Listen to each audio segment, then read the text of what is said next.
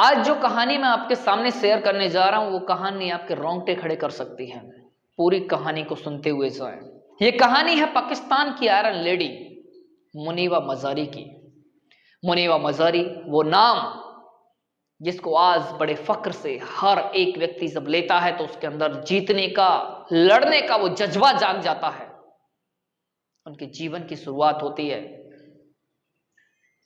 21 वर्ष की उम्र में शादी होती है। शादी होने के कुछ समय बाद एक रोड एक्सीडेंट होता है। उनके पति के साथ में वो एक कार में चलते हुए जा रही थी और अचानक से एक्सीडेंट हुआ। पति कूद के भाग गया। उस एक्सीडेंट में उनके इतना डैमेज हुआ कि उनकी स्पाइनल कॉर्ड वो भी डैमेज हुई। उनके लंग्स में, फेफड़ों में बहुत सारे डैमेजेस आए। दोनों पैर उनके बेकार हो गए। 2 साल तक हॉस्पिटल में रहना पड़ा। और उसके बाद कई बार मन में ये ख्याल आया कि क्यों इस जीवन को खत्म ना कर दिया जाए, लेकिन इसके बावजूद उनकी मां जो थी, उन्होंने उनका साथ नहीं छोड़ा।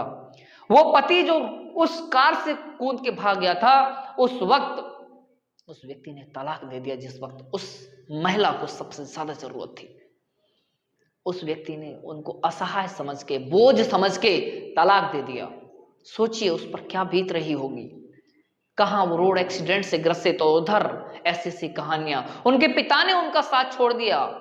केवल एक व्यक्ति उनके साथ खड़ा रहा, वो थी उनकी मां। और कई बार जब मुनीबा मजारी को ये महसूस हुआ कि जीवन अब कुछ नहीं है, अब इसे खत्म कर दिया जाए, तब उनकी मां ने उनके लिए प्रेरणा का काम किया। उनकी मां ने कहा कि नहीं, अगर इतने बड़े मेजर एक्सीडेंट के बाद भी आप अगर जिंदा हो तो आप जिंदा नहीं हो, आपको जिंदा रखा गया है किसी बड़े मुकाम के लिए, और वो बदलाव लाने के लिए, सोच बदलने के लिए लोगों की, कि जीवन कहीं से भी शुरू हो सकता है। 2 वर्ष बाद जब वो हॉस्पिटल से आई तो उन्होंने पेंटिंग, स्केचिंग, इसके अलावा आपका सिंगिंग और भी बहुत सारे शौक उन्होंने पूरे किए। डिग्रियां हासिल की, पढ़ाई की अपनी, और धीरे धीरे धीरे धीरे अपने आप को एक मोटिवेशनल स्पीकर के तौर पे भी लोगों के सामने पेश किया।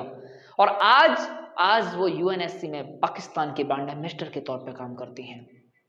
वहीं उनकी आज जो उपलब्धियां हैं ना, उनको देख के कोई कह नहीं सकता, क्योंकि आज उस चेहरे को जब आप देखेंगे तो कभी आप इमेजिन नहीं कर सकते कि ये वो चेहरा है जिसने 2 वर्ष तो केवल हॉस्पिटल में गुजार दिए, उस त्रासदी को झेला, उस पूरे सेटबैक को झेला, लेकिन आज वो चेहरा चमकता है।